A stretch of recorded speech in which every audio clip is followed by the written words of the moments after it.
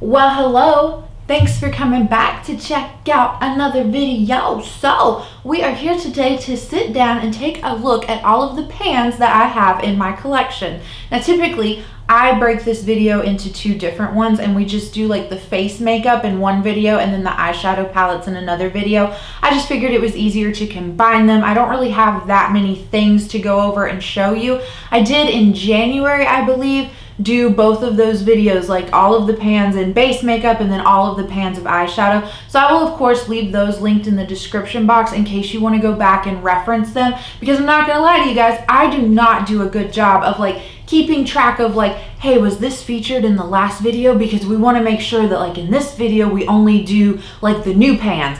I just get on and show them. I feel like it's still fun and exciting because a lot of these products are like, they're not like featured in a project pan, so you might not even know that I'm like working on them behind the scenes, and I'll hit pan on them and I'll finish them up, and in their lifetime they never get put into a project. So that's why I really don't care to keep that much track of it. I will say though that with the eyeshadow palettes, I did try to do a better job because I have a lot of palettes with pan on them.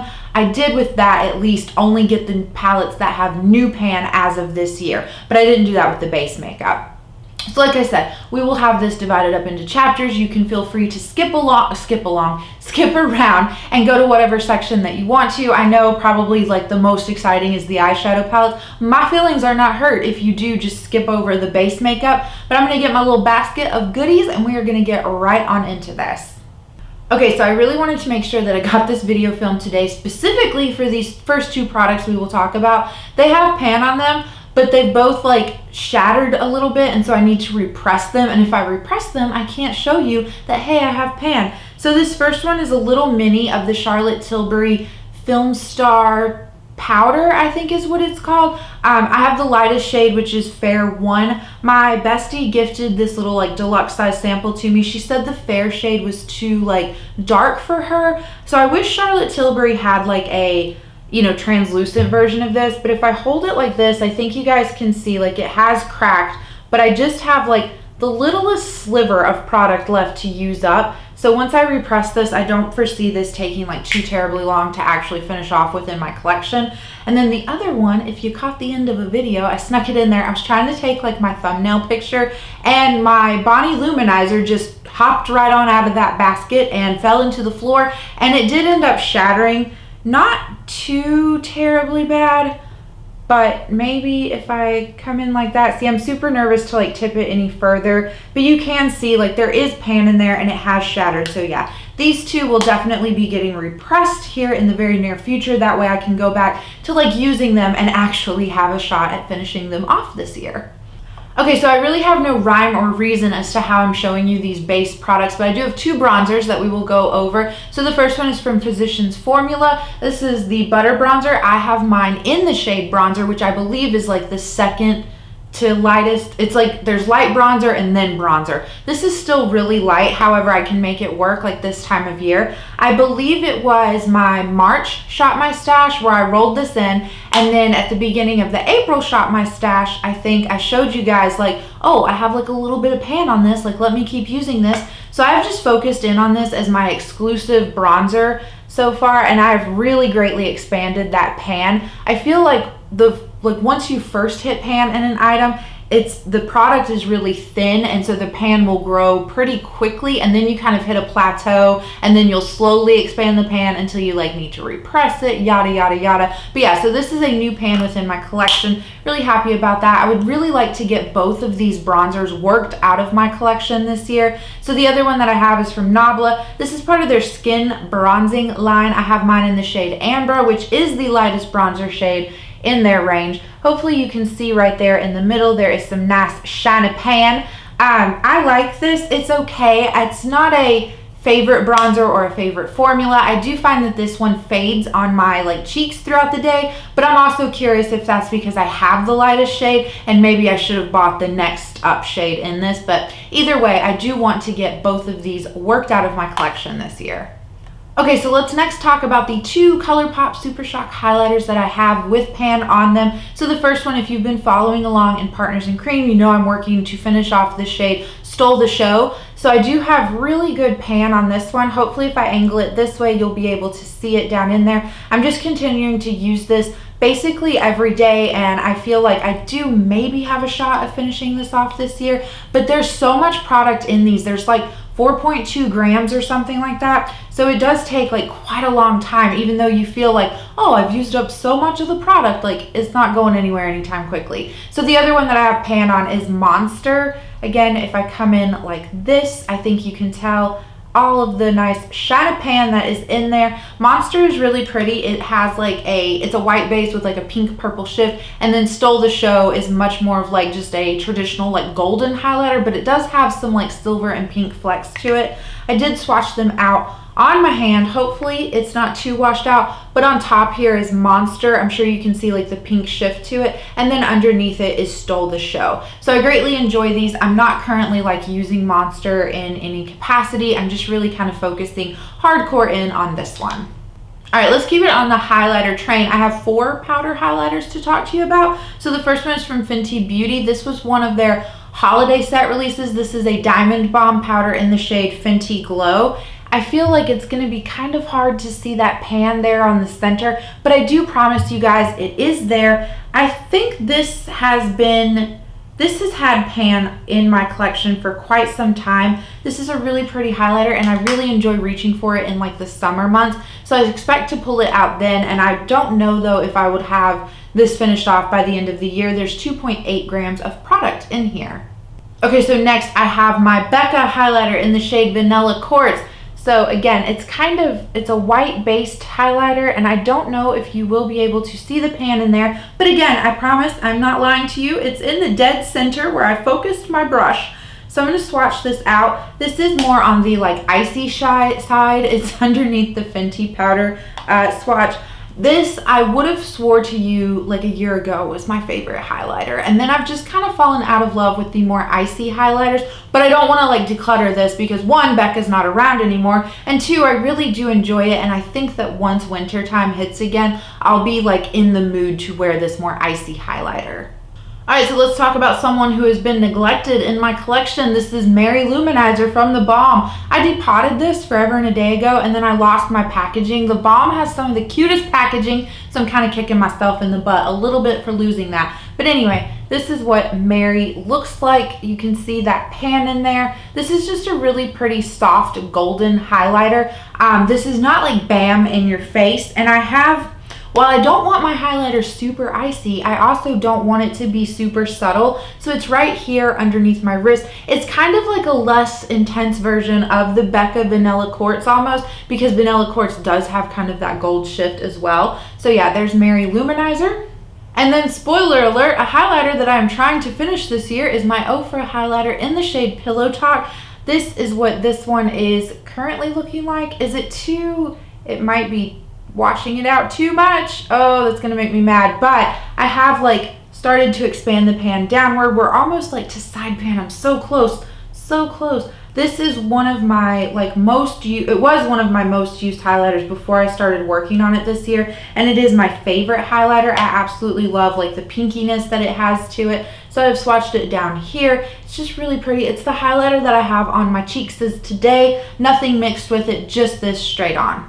All right, let's talk about a pressed powder that I have. I'm not sure. I don't think this was in the January video. This is from Essence. It's the All About Matte Fixing Powder. Now, this is the second one that I've had in my life. I used up my first one and repurchased it. However, I don't know if it's like a preference change or maybe they reformulated this. This is not old by any means, so I don't think it's that it's went bad or went off. But I don't enjoy this as much as I did the first time that I picked it up and was using it. So let me bring it in. There's the pan. I think you can see it right there in the center. I'm just finding that my biggest issue is that the first one that I used, I would use it to set down like my concealer, and it was fine. This one, however, every time I use it to set down my concealer, my eyes water like crazy. And I know it's spring and it's allergy season, and my eyes are watering like even today, and I didn't use this as to like set down my concealer, but they like water even more when I do use this. So I don't know like what's going on with it. Again, it's not that old, so I don't think it's that it's expired. So I feel like how I'm gonna have to finish this off is just use it as like an all over face powder, which is no big deal. I feel like it's gonna go fairly quickly. There is only 8 grams in here, only 8 grams. But I just find that face powders go a little bit quicker than anything else in my makeup. Okay, so this next one is pretty exciting. I hit the pan, or like the jar, I guess we will say, this morning as I was doing my makeup. So I have my ABH Dip Brow Pomade in the shade Taupe. I've already finished off one this year, and I think if you go look at the previous video from January, you'll see that one and what it looked like before finishing it off. But this is my second and only like remaining ABH Dip Brow Pomade in my collection. So yeah, I think you can see like right there in the dead center. I just usually tend to, I guess, dip my brush into the same spot every day when I put on my brows, and that's okay. But yeah, I will be glad when this is out of my collection. All right, so 2 more face products to talk about. They are both blushes from Benefit. Now the first one I can't really swatch for you guys because it's a mini and it's in the box packaging, and it's kind of hard to get my finger in there and get a good application of product. But I have swatched this out in other videos that I can leave linked in the description box for you in case you were curious. So this is the shade Gold Rush. Hopefully you can see down in there. Again, I think it's gonna be kind of hard to see that pan in the center, but it is there, I promise. So I really do enjoy this blush. Again, it's another one that I would love to finish off this year. I don't know if I'm capable of doing that. There are 2.5 grams of product in here, so we shall see. We shall see. But this is a great blush on its own, and it's also a great blush to wear on top of other blushes. So I can like, not multitask it, but I can use it in conjunction with other things and not feel like I'm taking myself away from like the Hourglass blushes that I'm trying to finish. So in the last face product, it comes from the Cheek Stars palette. This is the blush in the shade Sugar Bomb. I think you can see like there's a good, decent amount of pan there. Oh, I just love this. I think this was my favorite blush when I ranked my blushes, if I'm not mistaken. This is just a great, like, I don't know, peachy brown kind of blush, and it's just, it's pretty. It's a blush that I would wear like all year round, you know? I just find it really effortless, really fun. And how much more can I ramble on about it because it's been featured in so many other videos. I lied, 1 more face product before we move on into eyeshadows. So this is a ColourPop Super Shock blush in the shade In Between the Sheets. This has dried out and I've yet to rehydrate it with jojoba oil. So it's like far too dry to swatch it for you guys. But if I hold it in like this, you can definitely see that there is pan on this.